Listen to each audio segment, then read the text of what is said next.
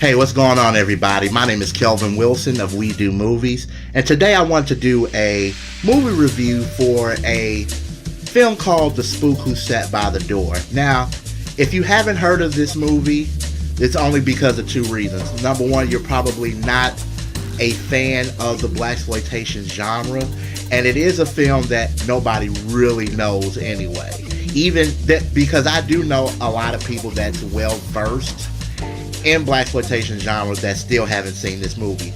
This movie is really kind of hard to find if you think about it, but you could try to search it out. It may be on Amazon. I'm pretty sure you can watch it on YouTube as well.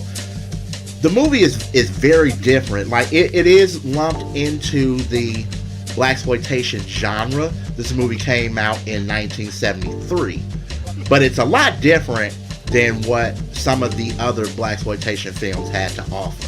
Now, with Blaxploitation genre, there were a lot of good movies and there were a lot of bad movies. The Spook Who Sat by the Door is actually one of the good movies, one of the better movies in the Blaxploitation genre.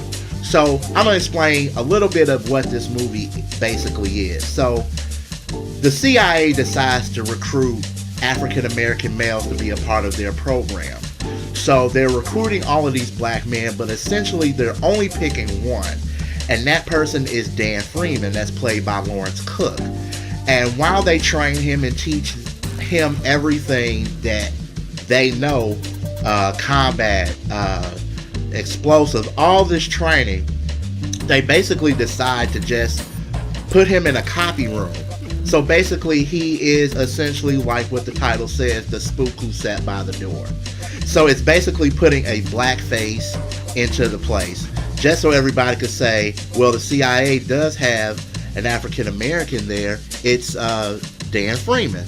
So Freeman actually works there for some years and then decides to leave the CIA and work in Chicago as a social worker. But he also has a different motive.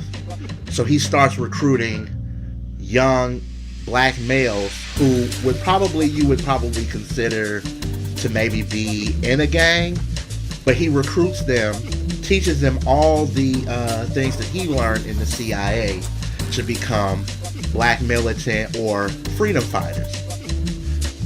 I really do love and appreciate this film. Like when I first saw this film, it was really like a couple of years ago.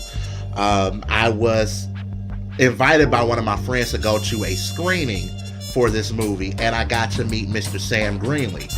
And Mr. Sam Greenlee is the gentleman who actually wrote the book, but he also wrote the screenplay as well. And you got to learn, what the book was really, basically talking about and how the movie came out.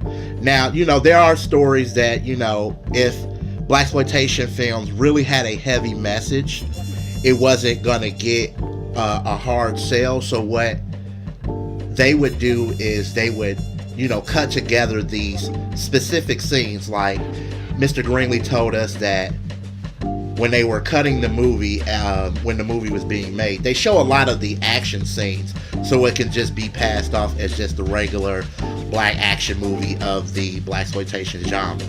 But you got a lot more in this movie, because this movie is really about self-awareness as a black man, self-awareness as black people.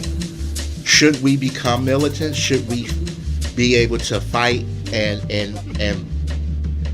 get anything that we want, or prepare to get anything we want? Should we be taking care of our own, essentially? I really enjoyed this movie. This movie is so powerful, it's so gripping and honest.